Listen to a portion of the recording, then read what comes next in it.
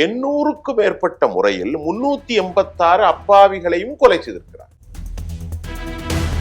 காசாவில் Palestine Israel occupy பண்ண settlers area தான் இப்ப இருக்கக்கூடிய டெல் அவீவ், ஹைஃபா எல்லாமே. அதை கொடுத்துருங்க. அப்ப அவங்களுக்கு ஒரு நாடு ஓட போட்டுருங்க, விஷயம் முடிஞ்சதுல. ஆனா ஒப்பந்தப்படி இந்த வரைக்கும் மக்களுக்கு எந்த சலுகை கிடைக்காம தான் இல்ல. ஒப்பந்தம் போட்டனா இப்ப ஏன் கொன்னீங்க? இப்ப இந்த கேள்வியே எல்லாருக்கும் புரியும். போர் சூழல், அமைதி சூழல், ரெண்டு பேருக்கும் இடையிலே ஒரு ஒப்பந்தம் நடந்திருக்கு. அப்ப இந்த ஒப்பந்தத்திற்கு பின்பு எப்படி தாக்க முடியும்? பெஞ்சமின் என்ன செய்யறாரு? இவர் லெட்டர் எழுதுறாரு, என்ன மன்னிச்சுடுங்க, நான் தெரியாம செஞ்சது. இதை விட கேவலம் என்ன இருக்கு? அப்ப சொல்லி இருக்கிறான், நான் 1.5 லட்சம் 2 லட்சம் பேரை காலி பண்ணியிருக்கான். அதுக்கப்புறம் அவரை மன்னிப்பு கொடுத்து அவர் இந்த நாட்டுடைய தலைவரா இருக்கன்னா அந்த நாடு எவ்வளவு கேவலமான ஒரு நாடு. சவுதி அரேபியாவை தூர தள்ளுங்க சார். சவுதி அரேபியால இப்போ சாராய கடையை ஓபன் பண்ணிட்டாங்க. ஹமாஸுடைய மூத்த தலைவர் ராயித் ஷாத் கொல்லப்பட்டிருக்கிறார். இதுக்கு பழி வாங்காம அவங்க விடும். இவரெல்லாம் பெரிய கோட் ஷூட் போட்ட நாகரிகம் அமெரிக்கா, யூரோப்பியர் வெக்கி தலை குனியக்கூடிய கேவலமான ஒரு சூழல் தான் நீங்க உலகம். இந்தியாவை பத்தி நீங்க யாராவது தப்பா என் தேசத்தை பத்தி குறைச்சா அவன்லாம் பெரிய நாகரிகம் சொன்னா வெக்கி தலை குனியும்.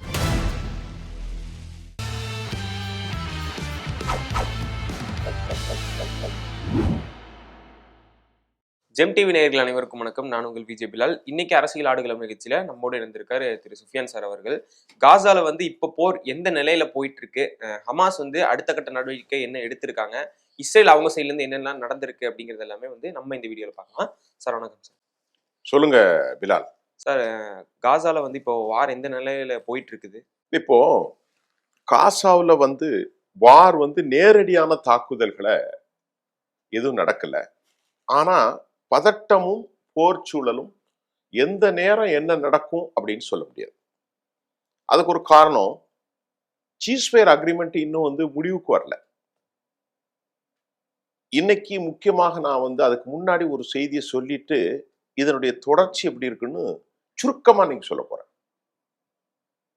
காசாவினுடைய மிக முக்கியமான கமாண்டர் ராயித் ஷாத் என்பவர் கொல்லப்பட்டு விட்டார் என்ற செய்தியை இஸ்ரேல் அபிஷியல் அனௌன்ஸ் பண்ணியிருக்கிறாங்க டெலிகிராம்ல.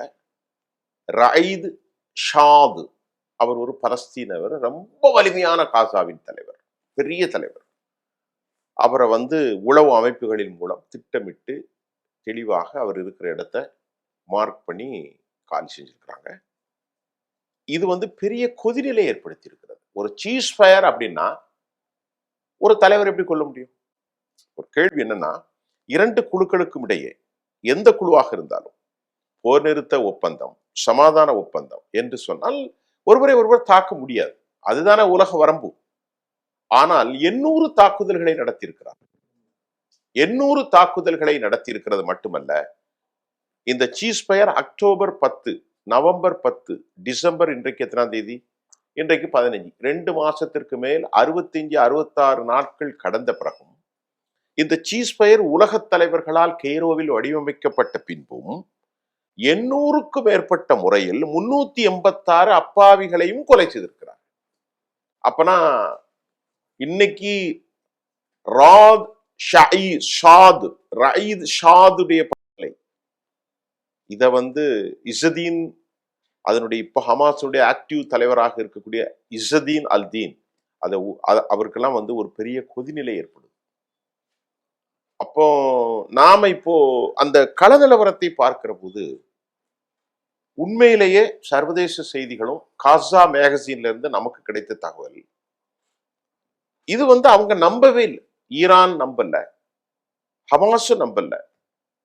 ஆனா இது அமெரிக்காவுக்கு தனக்காக ஒரு உலகத்தில் ஒரு மேன்மை மிக்க தலைமையாக காட்டிக் கொள்வதற்கும், அமெரிக்கா தொடர்ந்து பணத்தை செலவு செய்வதற்கு தயாராக இல்லாமலும், மத்திய கிழக்கில் தன்னை டிபெண்ட் பண்ணி கொள்வதற்கு, சார்ந்து இருக்கிறதற்கு, தன்னை அவர்கள் தடுத்துக் கொள்வதற்கு ஒரு வியூகமாகத்தான் இந்த இதை வச்சிருக்கிறாங்க. இதற்கு தீர்வு வேற ஒண்ணுமே கிடையாதுங்க. 2 ஸ்டேட் சொல்யூஷன் மட்டும்தான். இதுதானா ஐநாவுடைய பிரகடனம். 1947-48 இஸ்ரேல் ஆக்குபை பண்ணிட்டாங்க. அப்ப 2 நாடு சரிப்பா, காசாவில் பலஸ்தீன இஸ்ரேல் ஆக்குபை பண்ண செட்டிலர்ஸ் ஏரியா தான் இப்ப எனக்கு இருக்கக்கூடிய டெல் அவீவ், ஹைஃபா எல்லாமே. அதை கொடுத்துருங்க. அப்ப அவங்களுக்கு ஒரு நாடு கோடை போட்டுருங்க, விஷயம் முடிஞ்சதில்ல. ஆனா கொடுக்க மாட்டோம். இது நியாயமா அநியாயமாங்கிற மட்டும்தான் பேசுவோம். ஒப்பந்தப்படியும் அதே மாதிரி தான் வந்து போட்டுருந்துச்சு. அந்த இதுக்கு வந்து உங்களுக்கு தனியா ஒரு இடத்த கொடுத்துருவோம். அவங்க அந்த காசா இப்ப மக்கள், அதாவது ஃபுல்லா சதஞ்சு கிடக்கிற காசாவை திரும்ப நாங்க ரீபில்ட் பண்றதுக்கான உதவிகள்லாம் பண்றோம் அப்படின்னு தான் ஒப்பந்தம் போட்டாங்க. ஆனா ஒப்பந்தப்படி இது வரைக்கும் மக்களுக்கு எந்த சலுகையும் கிடைக்காம தானே சார்? இல்ல, ஒப்பந்தம் போட்டனா இப்ப ஏன் கொன்னீங்க? 800 தாக்குதல் நடத்திருக்கீங்க, ஸ்ட்ரைக், ஆர்பிஜி தாக்குதல்கள், ஏர் ஸ்ட்ரைக் நடத்திருக்கீங்க, குண்டு தாக்குதல்கள் நடந்திருக்கிறது, கன்ஃபயர் நடந்திருக்கிறது. இப்ப 800 தாக்குதல். இந்த 800 தாக்குதல்ல 386 அப்பாவி மக்கள், அதுல ஹமாஸ் இறந்திருப்பாங்க, பங்கர்களை குண்டு போட்டிருக்கீங்க. இது எப்படி சீஸ்ஃபயர்னு சொல்ல முடியும்? சீஸ்ஃபயர் இது எப்படி சீஸ்ஃபயர்? 2 குழுக்களுக்கு முன்னாடி சமாதானம் நடந்திருக்கு. இன்னைக்கு ராயித் ஷாது கொல்லப்பட்டிருக்கிறார். இப்போ இருக்கக்கூடிய ஆக்டிவ் இசுதீன் அல்தீன், இன்னைக்கு இருக்கக்கூடிய இசுதீன், அவருடைய தலைவராக இருக்கக்கூடிய ஹமாஸினுடைய தலைவர் இசுதீன், அவர் வந்து கடுமையான கோபத்தில் இருக்கிறார். சரியான அளவுல தாக்கி இருக்கிறாங்க. அப்ப போர் சூழல்ல எப்படி நீங்க தாக்க முடியும்? இதுங்க அப்ப போர், இப்ப இந்த கேள்வியே வந்து எல்லாருக்கும் புரியும். போர் சூழல், அமைதி சூழல், 2 பேருக்கும் இடையிலே வந்து ஒரு ஒப்பந்தம் நடந்திருக்கிறது. அப்ப இந்த ஒப்பந்தத்திற்கு பின்பு எப்படி தாக்க முடியும்? அப்ப ஒப்பந்தம் இல்லையே. 386 பேரை கொண்டிருக்கீங்க, 800 முறை தாக்குதல் நடத்திருக்கீங்க, முக்கியமான தலைவர் இன்னைக்கு குறிவைத்து தாத்திருக்கிறீர்கள், அகல மறுக்கிறீர்கள், ரஃபா கேட்ல எஸ்டாப்ளிஷ் பண்ணிருக்கீங்க, இன்னும் அவர்கள் தாக்கி கொண்டே இருக்கிறீர்கள். அப்படி என்னால் இது எப்படி எப்படி நடைமுறைக்கு வரும்? சார், இப்போ இஸ்ரேல் மேல, அதாவது நெதன்யாகு மேல வந்து குற்ற வழக்கு போட்டிருக்காங்கல்ல ஐநா சபையில இருந்து. சோ அந்த வழக்கு இப்ப எந்த நிலைமையில போயிட்டு இருக்கு? குற்ற வழக்குகள் இவர் மீது வந்து தென்னாப்பிரிக்கா போட்டிருக்கிற சிஜே, அதாவது justice, court of justice of international law, அவர் வந்து ஒரு எத்னிக் கிளென்சிங், அதாவது ஒரு genocide, he's a man of genocide, ethnic that a force have been, அவங்க வந்து இப்போ வந்து shall be continuously overcomer of moral code. இப்போ அவங்க அதை செஞ்சுக்கிட்டு தான் இருப்பாங்க, செய்யறாங்க. இதுக்கு முன்னாடி மனித இன படுகொலை செய்தது தான் அவர் மீது வந்து ப்ரூவ். கொல்லப்பட்டதெல்லாம் யாரு? அகதிகள். கொல்லப்பட்டதெல்லாம் சின்ன குழந்தைகள், 4 வயசு பிள்ளையும் கொன்னான். விரோதம். கொல்லுன்னு சொன்னான், பட்னி போட்டு சாவடின்னு சொன்னான் பெசலேல் சுமோட்ரிச். அவனை கொண்டு அழித்து ஃபுல்லா ரிவோக், அதாவது அதாவது டிஸ்பிளேஸ் பண்ணணும், அவங்க என்ஃபோர்ஸ் பண்ணி உள்ள வெளியே தள்ளணும். இதை வந்து உலக நாடுகள் அனைத்தும் கண்டிச்சு. அமெரிக்கா தான் எல்லாத்துக்கும் காரணம். அமெரிக்காவை தள்ளி அவ்வளவு நாடும், Canada, Australia, United kingdom, France, Germany, Italy, எல்லா நாடுகளும் கண்டிச்சது. அவனுக்குள்ள ஒரு ஈரம் இருந்துச்சு. ரொம்ப பாவம் அப்படி. நான் அவனுக்கு தெரியும், வரலாறு தெரியும், ரொம்ப பெரிய தவறை செஞ்சுட்டோன்னு. அப்ப இவ்வளவு பெரிய தவறை செஞ்சு, இவ்வளவு பெரிய அநியாயம் செஞ்ச பிறகு நீ வந்து உலக பிரயாணம் தான். அப்ப உன் மீது கேஸ் பெண்டிங். அவன் எங்க போகணும், எங்க போகக்கூடாதுங்கிறத அவரால் முடிவு செய்ய முடியல. பயந்து பயந்து தான் போறாரு. அமெரிக்காவினுடைய வந்து அமெரிக்காவுக்குள்ளே நியூயார்க்ல வந்து அவனை கைது பண்ணணும்னு அவங்களோட மேயர் சொல்லியிருக்காரு. மற்ற நாடுகளுக்கு அவர் போக முடியாது. எல்லா நாடுகளும் அந்த இன்டர்நேஷனல் கோர்ட் ஆஃப் ஜஸ்டிஸ்ல கையெழுத்து போட்ட எல்லா நாடுகளுக்கும் அவர் போக முடியாது. ஏன்னா அங்க கைது பண்ணி விடுவோம், ஒப்பந்தம் இருக்கிறது. அப்போ கேவலப்பட்ட லெவல்ல தானே நீ இருக்க. சரி, அது மட்டும் இல்லை, இவர் வந்து பெரிய ஊழல் வழக்குல சிக்கியிருக்கிறார். ஏராளமான நன்கொடைகளை பெற்றிருக்கீங்க. PM அலுவலகத்திலேருந்து பொதுச்சத்தை காவு கொண்டிருக்கீங்க. அமெரிக்காவுடைய president Donald Trump he wrote the letter to the யாரு பிரசிடென்ட் ஆஃப் யூஸ். அவர் கொஞ்சம் மன்னிச்சுக்கிடுங்க. ஏன்னு சொன்னா அவர் வந்து ரொம்ப கடுமையா அந்த நாட்டுக்காக உழைச்சாரு, ஈரான் போர்ல போட்டாரு. அவரை கொஞ்சம் மன்னிச்சு ஊழல் குட்டெல்லாம் விட்டுருங்க. அதுக்கப்புறம் அவர் என்ன சொல்றாரு, இதை நாங்க எடுக்க முடியாது, we won't take for any decision. நாங்க வந்து நெசட்ல will discussing on that issue, will take what they decide, we should follow. என்ன டிசைட் பண்ணுதோ அதைத்தான் நாங்க பண்ணணும், we have no right. யார் சொல்றா? பிரசிடென்ட் சொல்றாரு. அதுக்கப்புறம் இவன் என்ன செய்யறான், பெஞ்சமின் என்ன செய்யறாரு, இவர் லெட்டர் எழுதுறாரு, என்ன மன்னிச்சுடுங்க, நான் தெரியாம செஞ்சிருக்கேன். இதை விட கேவலம் என்ன இருக்கு? ஊழல் செஞ்சேன்னு ஒருத்தன் கன்ஃபர்ஸ் பண்றான், அதுக்கப்புறம் என்ன கேவலம் இருக்கு? அவன் நாட்டெல்லாம் எல்லாரும் பெருசா தான் நினைச்சுக்கிட்டு இருந்தோம். ஆனா இன்னைக்கு ரொம்பவே ஒரு கேவலப்பட்ட நாடுன்னு இப்பதான் தெரியுது. இந்தியாலாம் எவ்வளவு, நம்ம நாட்டுலலாம் ஒண்ணுமே கிடையாது. ஊழல் செய்து ஒருத்தன் வந்து deliberately he confessed their own guilty, I made a mistake. பொதுப்பணம் வந்து கிரப் பண்ணப்பட்டிருக்கிறது, சூறையாடப்பட்டிருக்கிறது, captured. அப்ப சொல்லி இருக்கிறான், நான் வந்து 1.5 லட்சம் 2 லட்சம் பேரை காலி பண்ணியிருக்கான். அதுக்கப்புறம் அவரை மன்னிப்பு கொடுத்து அவர் இந்த நாட்டினுடைய தலைவராக இருக்கன்னா அந்த நாடு எவ்வளவு கேவலமான ஒரு நாடு. அதான் நடக்குது. ஆனா இன்றைக்கு பொறுத்த இது எப்படின்னா, இப்ப உடனடியாக செய்ய வேண்டிய இந்த பாவ பரிகாரம் என்னவென்றால், இஸ்ரேல் ராணுவத்தை முழுமையாக அங்கிருந்து அப்புறப்படுத்தப்படும். அவ ரஃபாவில் உட்கார்ந்துட்டு இருக்காங்க. மஞ்சள் கோட்டை தாக்குகிறோம் என்று அவன் பொய் சொல்றது. தாக்க ஹமாஸ் தப்பு பண்ணாம இருக்காதுல்ல. ஹமாஸ் ஒரு ஒரு ஆயுத ஆயுத இயக்கம் தானே. ஹமாஸ் மஞ்சள் கோட்டை தாக்குவான், ஹமாஸே தாக்கியிருப்பான். அது ஒரு ஆயுத இயக்கம் தான். ஹமாஸ் ஆரம்பத்துல போய் மக்களை போய் அடிச்சது, டிஸ்பிளேஸ் பண்ணா நம்ம ஏத்துக்கிட முடியாதுல்ல. பொதுமக்களை அது யூத மக்களா இருக்கட்டும், இஸ்லாமிய மக்களா இருக்கு, உள்ளுக்குள்ள போய், அதாவது உங்களுக்கு ரைட் இருக்கு. You protect your nation. You depend your self. உங்களை காத்துக்கிடலாம், ப்ரொடெக்ட் பண்ணலாம், போர் செய்யலாம். அது உங்க ரைட். ஏன்னா நீ ஒரு போராளி கூட உன் நாட்டுக்காக, தேசத்திற்காக, விடுதலைக்காக போராடுகிறேன்னா பேசுங்க. யூத நாட்டை அக்டோபர் 7 உள்ள போய் சின்ன பிள்ளைகள் எல்லாம் கடத்திட்டு கொண்டு வர்றது, இதெல்லாம் நம்ம ஏத்துக்கிட முடியாது. அப்ப 2 பேருமே இவனுக்கு சமமாகத்தான் அவன் இருக்கிறான். அவன் கேட்டா நாங்க நாட்டுடைய போராளிகள். நான் நேற்று கொஞ்சம் முன்னாடி கூட ஒன்று சொல்லியிருந்தேன். இஸ்ரேலுடைய இன்டெலிஜென்ஸ் மிக முக்கியமான தலைவர் சொல்லியிருந்தார். அவர் ரொம்ப பொறுமையாகவும் இறைநம்பிக்கை அடிப்படையில் அவங்க மூவ் பண்றாங்க. இவர்களுக்கு ஒரு தெளிவான பாதை இல்லைன்னு சொல்லியிருந்தார். யாரு? மொசாத்தினுடைய முக்கிய தலைவர், யூரோப் யூனியனுடைய தலைவர் ரிட்டையர்ட் பண்ண சொல்லியிருந்தாரு. அவர்களுக்கு ஒரு ஆழமான புரிதல் இருக்கு, கொள்கை இருக்கு, தியாக மனப்பான்மை இருக்கு. இஸ்ரேலுடைய தலைவரே சொல்றாரு, மொசாத்தினுடைய முன்னாள் தலைவர். ஆனால் நம்ம நாட்டில் உள்ளவனுக்கு எவனுக்கு அந்த ஆழமான பார்வை இல்லை. ஆகவே அவர்களை நீங்கள் வெற்றி கொள்ளவே முடியாது என்று சொல்லியிருந்தார். வெற்றி கொள்ள முடியாதுங்கிறது இப்பவும் தெரியுதில்ல. இது பைத்தியக்காரமான ஒரு சிந்தனையை கொண்டு வரான். எப்படி கொண்டு வரான்னா, இருக்கிறவங்க எல்லாம் நிறைய பேரை சாகடிச்சுக்கிட்டே இருந்தா ஆட்கள் குறைஞ்சிரும். எப்படி குறையும்? சில அதிசயங்கள் நடக்கும் உலகத்துல. நீங்க ஒரு இனத்தை கருவறுத்து கொண்டே இருப்பீர்கள், அந்த இனம் பெருகி கொண்டே இருக்கும். ஆடு இருக்குங்க, ஆடு அறுத்து சாப்பிட்றவங்க எண்ணிக்கை அதிகரிக்குது. உலகம் முழுவதும் ஆட்டுக்கறி தான். ஆனா ஆடு அழிஞ்சு போச்சா? அது பெருக்கிட்டு தான் இருக்குது. பன்றியை யாரும் சாப்பிடுறது இல்லை. அது இனமா இருக்கா? நாய் இனமா இருக்கா? இல்லையே. அது மாதிரி நமக்கு தெரியாத சில அதிசயங்கள் இறையியல் தன்மையில நடக்கும். அப்படிதான் நடக்குது அந்த மண்ணுல. இவ்வளவு அழிவுக்கு அப்புறமும் அந்த சின்ன ஒண்ணும் இல்லாமல், வளம் இல்லாமல் அந்த மண்ணுல மக்கள் எப்படி வாழ்றான், அதை மறுபடியும் அழிச்சிருவேன்னு சொல்லி தான் 800 முறை இன்னைக்கு அவன் தாக்குதல் நடத்தி 204 சீஸ் அக்ரிமெண்ட், சீஸ் ஃபயர் வந்த பிறகும் தாக்குதல் நடத்தி இருக்கிறான்னா, அங்க எப்படி அமைதி வரும்? அங்க எப்படி அமைதி இருக்குன்னு நீங்க சொல்ல முடியும்? அங்க எப்படி சீஸ் ஃபயரை எக்ஸிக்யூட் பண்ணியிருக்கிறாங்க? நத்திங். அதனால அடுத்த கட்டம் உலக போர். அது நடக்கிறதுக்கு நான் நேத்து கூட ஒரு இதுல சொல்லியிருந்தேன். இந்த மண்ணு இதுதான் காரணமா அமையும். ஏன்னா இப்போ கொதிநிலை அரசியல்ல இவனுக்கு எதிராக எல்லாரும் உருவாயிடுறாங்க. சரி.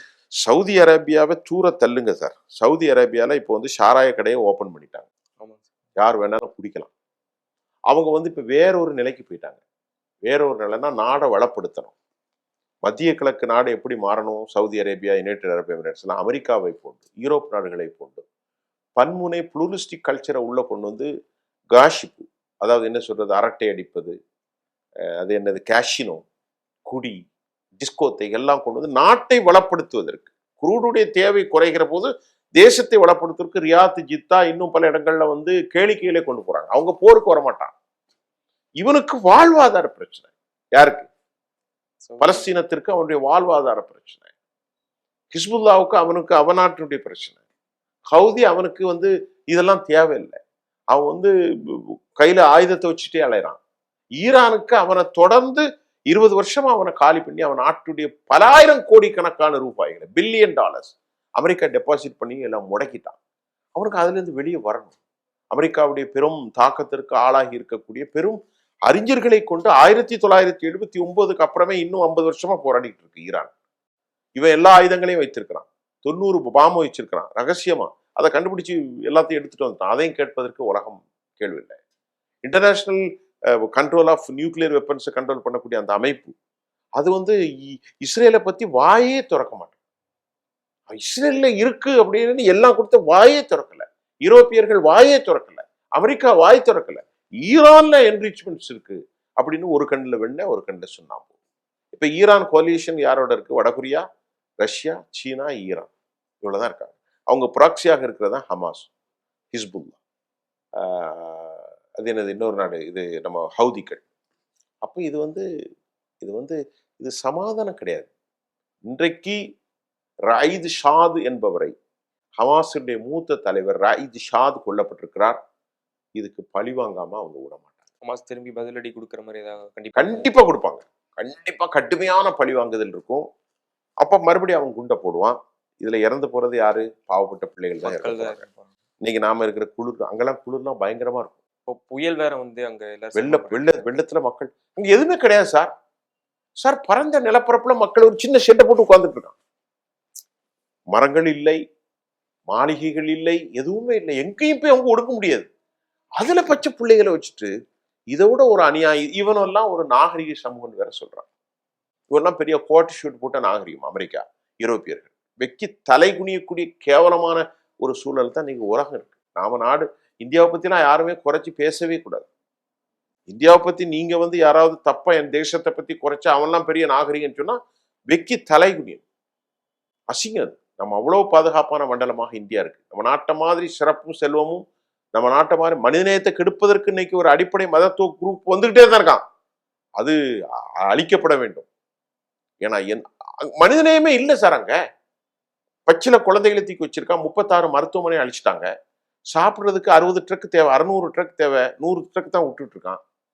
குண்டை போட்டுக்கிட்டே இருக்கான். 800 முறை சீஸ் ஃபயருக்கு அப்புறம் போடுறான். இதுக்கு முழுக்க முழுக்க இந்த போர் முடியவில்லை. சீஸ் ஃபயர் அக்ரிமெண்ட் எதுவுமே இல்லை. இன்னைக்கு ராயித் ஷாத் கொல்லப்பட்டதும் அடுத்து அவர்கள் திருப்பி தாக்குதல் நடத்துவார்கள். இன்னும் ஒரு 6 மாசத்தில் வேறு நிலை மாறலாம். நம்ம அதை பொறுத்திருந்து தான் பார்க்கணும். ஓகேங்க சார். நிறைய தகவல்களை எங்கள்கிட்ட வந்து பகிர்ந்தீங்க. பொறுத்திருந்து தான் பார்க்கணும். ஏன்னா இப்பவுமே வந்து போர் இது முடிய போறது இல்லை அப்படிங்கிறது தெரிஞ்சிருச்சு. இதுக்கப்புறமும் இந்த கொதிநிலை எப்படி போய்கிட்டே இருக்கும் அப்படின்னு. ஏன்னா போர் முடியலங்கிறக்காக தானே போர் நிறுத்த ஒப்பந்தத்துல முக்கியமான ஹமாஸ் தலைவரை கொண்டிருக்கான். ஆமாங்க சார். இது வந்து நாம நேயர்களுக்கு சொல்றோம். உலக நேரம் போர் அக்ரிமெண்ட் ஒன்றும் வேலைக்காகல, கொஞ்சம் குறைச்சிருக்கான். ஆனா கொண்டு இருக்கான். அமெரிக்கா என்ன சொல்லியிருக்கான்? குறைச்சி அப்படி வச்சுக்கோ, நீ போற போக்குல மெதுவா கொண்டுகிட்டே இரு. அப்படிதான் கணக்கு. ஆனா முன்னாடி அமெரிக்கா தலையிட்ட அளவுக்கு இப்போ வந்து தலையிடுறது இல்லை. அது மட்டும் நல்லா தெரியுது. இல்ல அமெரிக்கா தலையிடுறது இல்லைன்னா அமெரிக்காவுக்கு வந்து அவன் நாட்டில் இருக்கிற பிரச்சனை அவனுக்கு பெரிய பிரச்சனையா இருக்கு. தேர்தலில் தோத்து போயிட்டான்.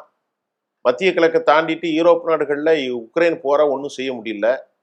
இன்னைக்கு இந்தியா போன்ற நாடுகளோட தனது விரிவாக்கத்தை ரஷ்யா அதிகரிக்கிறது. சீனாவுடைய பிரச்சனைகள் போய் கொண்டிருக்கிறது. ஆக ஈரானுடைய பிரச்சனை ஒரு பக்கம் போகுது. இது அவன் பார்த்த இதுக்கு அவனுக்கு லாபம் இல்லை.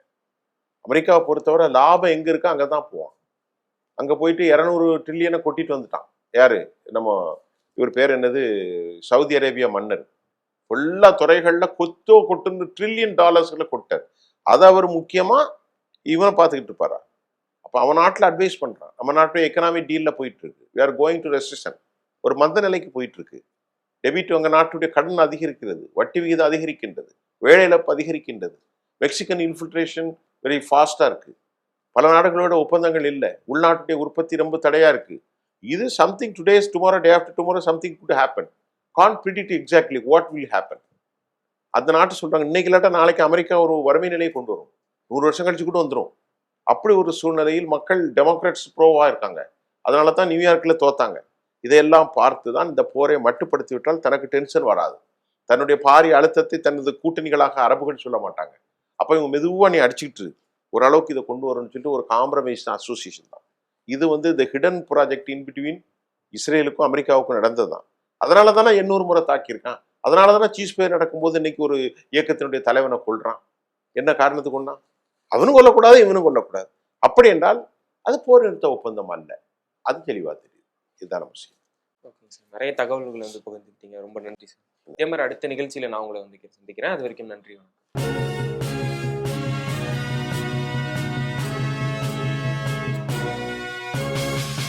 உடனுக்குடன் அப்டேட் தெரிந்து கொள்ள ஜெம் டிவி தமிழ் ஆப்பை இன்ஸ்டால் செய்யவும்.